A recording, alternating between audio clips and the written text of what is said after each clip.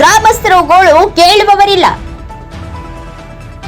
ಸುಮಾರು 1 ತಿಂಗಳಿಂದ ಗ್ರಾಮ ಪಂಚಾಯಿತಿ ಅಭಿವೃದ್ಧಿ ಅಧಿಕಾರಿಗಳು ರಜೆಯ ಮೇಲೆ ಇದ್ದು ಹಾಗೂ ತಾಲೂಕಾ ಪಂಚಾಯಿತಿ ಕಾರ್ಯನಿರ್ವಾಹಕ ಅಧಿಕಾರಿಗಳು ಸುಮಾರು 15 ದಿನದಿಂದ ರಜೆಯಲ್ಲಿದ್ದು ಬೀರನೂರು ಗ್ರಾಮ ಪಂಚಾಯಿತಿ ವ್ಯಾಪ್ತಿಯಲ್ಲಿನ ನೈರ್ಮಲ್ಯ, ನೀರಿನ ಸರಬರಾಜು ಇನ್ನಿತರೆ ಸಮಸ್ಯೆಗಳನ್ನ 1 ತಿಂಗಳಿಂದ ಕೇಳುವವರಿಲ್ಲ.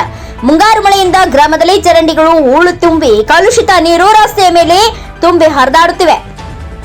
ಇದೇ ನೀರಲ್ಲಿ ಮಕ್ಕಳು, ವೃದ್ಧರು, ಸಾರ್ವಜನಿಕರು ತಿರುಗಾಡುತ್ತಿದ್ದಾರೆ. ಇದರಿಂದ ಡೆಂಗ್ಯೂ ಅಂತಹ ಮಾರಕ ಸಾಂಕ್ರಾಮಿಕ ರೋಗಗಳು ಹರಡುವ ಸಾಧ್ಯತೆಗಳು ಹೆಚ್ಚಾಗಿ ಕಂಡುಬರುತ್ತದೆ. ಗ್ರಾಮ ಪಂಚಾಯಿತಿಯ ಇನ್ನಿತರೆ ಸಿಬ್ಬಂದಿಗಳು, ಜನಪ್ರತಿನಿಧಿಗಳು ಬದುಕಿದ್ರು ಸತ್ತಂತ ಇದ್ದಾರೆ. ಇಲ್ಲಿನ ಗ್ರಾಮಸ್ಥರಿಗೆ ಡೆಂಗ್ಯೂ ನಂತಹ ಮಾರಕ ಸಾಂಕ್ರಾಮಿಕ ರೋಗಗಳು ಹರಡುವ ಭೀತಿ ಎದುರಾಗಿದೆ.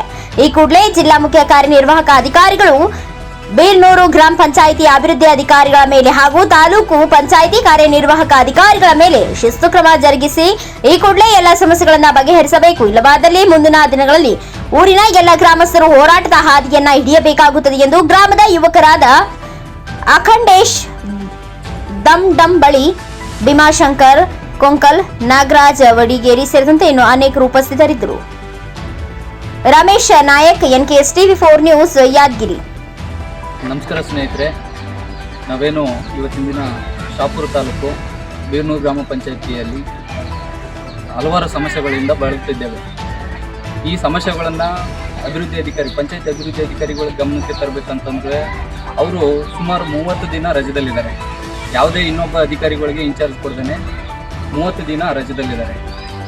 ಈ ಸಮಸ್ಯೆಗಳನ್ನು ನಾವು ತಾಲೂಕು ಲೆವೆಲಲ್ಲಿ ಹೋಗ್ಬಿಟ್ಟು ಎಕ್ಸಿಕ್ಯೂಟಿವ್ ಆಫೀಸರ್ ಗಮನಕ್ಕೆ ತರಬೇಕಂದ್ರೆ ಅವರು ಕೂಡ 30 ದಿನ ರಜೆದಲ್ಲಿದ್ದಾರೆ. ಇಲ್ಲಿ ಅನೇಕ ಸಮಸ್ಯೆಗಳಿದ್ದಾವೆ. ಎಕ್ಸಾಂಪಲ್ ಏನಪ್ಪ ಅಂತಂದರೆ, ಈಗ ಮುಂಗಾರು ಮಳೆ ಬಂದ್ಬಿಟ್ಟು ಇಲ್ಲಿನ ಚರಂಡಿ ತುಂಬಿ ಹೂಳು ತುಂಬಿದೆ. ಇಲ್ಲಿನ ಚರಂಡಿ ಹೂಳು ತುಂಬಿಬಿಟ್ಟು ಇಲ್ಲಿ ಚರಂಡಿಯಲ್ಲಿ ಹೋಗ್ತಕ್ಕಂಥ ಒಂದಿಷ್ಟು ಕಲುಷಿತವಾದಂಥ ನೀರು ರೋಡಲ್ಲೆಲ್ಲ ಹರಿದಾಡ್ತಾ ಇದೆ. ರೋಡಲ್ಲೆಲ್ಲ ಹರಿದಾಡಿ ಈ ರೋಡಲ್ಲೇ ಎಲ್ಲ ಮಕ್ಕಳು, ಮರಿ ಮತ್ತು ಊರಿನ ಗ್ರಾಮಸ್ಥರು ತಿರುಗಾಡ್ತಿದ್ದಾವೆ. ಈಗಾಗಲೇ ಇಂಥ ಕಲುಷಿತ ನೀರಿಂದ ಮತ್ತು ಇಂಥ ಮಳೆಗಾಲದಲ್ಲಿ ಡೆಂಗು ಅನ್ನುವಂಥದ್ದು ಮಹಾಮಾರಕವಾದಂಥ ಸಾಂಕ್ರಾಮಿಕ ರೋಗ ಎಲ್ಲಂದರಲ್ಲಿ ಸ್ಪ್ರೆಡ್ ಆಗ್ತಾ ಇದೆ. ಆ ಒಂದು ನಮ್ಮೂರಲ್ಲೂ ಅಂಥ ಮಹಾಮಾರಕವಾದಂಥ ಸಾಂಕ್ರಾಮಿಕ ರೋಗ ನಮ್ಮ ಮಕ್ಕಳಿಗೆ ಮತ್ತು ನಮ್ಮ ಹಿರಿಯರಿಗೆ, ನಮ್ಮ ಸಾಮಾನ್ಯ ಜನರಿಗೆ ಹರಡ್ಬೋದು ಅನ್ನುವಂಥ ಒಂದು ಭಯಭೀತಿಯಿಂದ ನಾವು ಇಲ್ಲಿದ್ದೀವಿ. ಈ ಸಮಸ್ಯೆಯನ್ನು ಹೇಳ್ಕೊಳ್ಳೋಕ್ಕೆ ಹೋಗ್ಬೇಕಾದ್ರೆ ಈ ಸಮಸ್ಯೆಗಳಿಗೆ ಈ ನಮ್ಮ ಗ್ರಾಮ ಪಂಚಾಯತಿ ವ್ಯಾಪ್ತಿಯಲ್ಲಿ ಬರ್ತಕ್ಕಂಥ ಅಭಿವೃದ್ಧಿ ಅಧಿಕಾರಿಗಳು ಕೂಡ ನಿರ್ಲಕ್ಷ್ಯ ವಹಿಸಿ ಅವರು ಸುಮಾರು 1 ತಿಂಗಳಾಯಿತು ಇನ್ನೂ ಬಂದಿಲ್ಲ. ವೈಯಕ್ತಿಕವಾದಂಥ ವಿಚಾರ ಇಟ್ಕೊಂಡು, ವೈಯಕ್ತಿಕವಾದಂಥ ದ್ವೇಷ ಭಾವನೆಗಳು ಇಟ್ಕೊಂಡು ಅವರು ನಮ್ಮ ಊರಿನ ಬಗ್ಗೆ ಆಗಲಿ, ನಮ್ಮ ಊರಿನ ಜನರ ಬಗ್ಗೆ ಆಗಲಿ ಕಾಳಜಿಯನ್ನು ವಹಿಸ್ತಾ ಇಲ್ಲ. ಇವರ ಬಗ್ಗೆ ಸಮಸ್ಯೆಗಳನ್ನು ಎತ್ಕೊ ಹೋಗ್ಬೇಕಂದ್ರೆ ಅಲ್ಲಿ ಇವನು ಕೂಡ ರಜೆದಲ್ಲಿದ್ದಾರೆ. ಇಲ್ಲಿ ಏನಾಗುತ್ತೆ ಅಂತಂದರೆ ಇವರ ಸಾಮೂಹಿಕ ರಜೆ ಅಥವಾ ಒಂದು ಮೆಡಿಕಲ್ ಲೀವ್ ಅಂತ ತಗೊಂಡಿದ್ದಾರೆ. ಈ ಮೆಡಿಕಲ್ ಲೀವು ಸುಮಾರು ಏನಿಲ್ಲ ಅಂದರೆ 1 ತಿಂಗಳಾಯಿತು. ಗ್ರಾಮ ಪಂಚಾಯತ್ ಕಡೆನೇ ಮುಖ ಹಾಕಿ ನೋಡಿಲ್ಲ. ಇದರಿಂದ ಏನು ಸಮಸ್ಯೆ ಆಗಿದೆ ಅಂತಂದರೆ, ಇಲ್ಲಿ ನಮ್ಮ ಸಾಮಾನ್ಯ ಜನರ ಒಂದಿಷ್ಟು ಸಮಸ್ಯೆಗಳನ್ನು ಕೇಳೋದಕ್ಕೆ ಯಾರಿಲ್ಲ ಅಂಥ ಪರಿಸ್ಥಿತಿಯಲ್ಲಿ ನಾವಿದ್ದೀವಿ. ಇಲ್ಲಿ ಅದರಲ್ಲೂ ನೀರಿನ ಸರಬರಾಜಾಗಲಿ, ನೀರಿನ ಸಪ್ಲೈ ಕೂಡ ವ್ಯವಸ್ಥಿತವಾಗಿಲ್ಲ. ಇಲ್ಲಿ ರೋಡೆಲ್ಲ ನೀರು ತುಂಬ್ಕೊಂಡಿದೆ. ನೀವು ಅಲ್ಲೇ ನೋಡ್ತಾ ಇದ್ದೀರಾ, ರೋಡೆಲ್ಲ ತುಂಬ್ಕೊಂಡಿದೆ.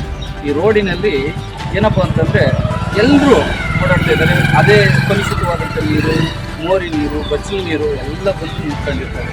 ಹಾಗಾಗಿ ಈ ಒಂದು ಕೂಡಲೇ ವ್ಯವಸ್ಥೆಯನ್ನು ಬಂದು ಸರಿಪಡಿಸ್ಬೇಕಂತ ಅಭಿವೃದ್ಧಿ ಅಧಿಕಾರಿಗಳಿಗೆ ಮತ್ತು ಈ ನಮ್ಮ ಕಾರ್ಯನಿರ್ವಾಹಕ ಅಧಿಕಾರಿಗಳಿಗೆ ಈ ಮೂಲಕ ಹೇಳ್ಕೊಳ್ತೀನಿ. ಒಂದು ವೇಳೆ ಇದರಲ್ಲಿ ನೀವು ನಿರ್ಲಕ್ಷಿಸಿದಾದಲ್ಲಿ ಮುಂದೊಂದು ದಿನ ಕಾನೂನಾತ್ಮಕವಾದಂಥ ಹೋರಾಟವನ್ನು ಈ ಊರಿನ ಗ್ರಾಮಸ್ಥರು ಮತ್ತು ಊರಿನ ಯುವಕರು ಎಲ್ಲರೂ ಸೇರ್ಕೊಂಡ್ಬಿಟ್ಟು ಈ ಅಧಿಕಾರಿಗಳ ವಿರುದ್ಧ ನಾವು ಪ್ರತಿಭಟಿಸಲಿದ್ದೇವೆ. ಒಂದು ವೇಳೆ ಅವರು ಇದಕ್ಕೂ ಗಮನ ಕೊಡಲಿಲ್ಲ ಅಂತಂದರೆ ನಮ್ಮ ಕ್ಷೇತ್ರದ ಶಾಸಕರಿಗಾಗಲಿ, ನಮ್ಮ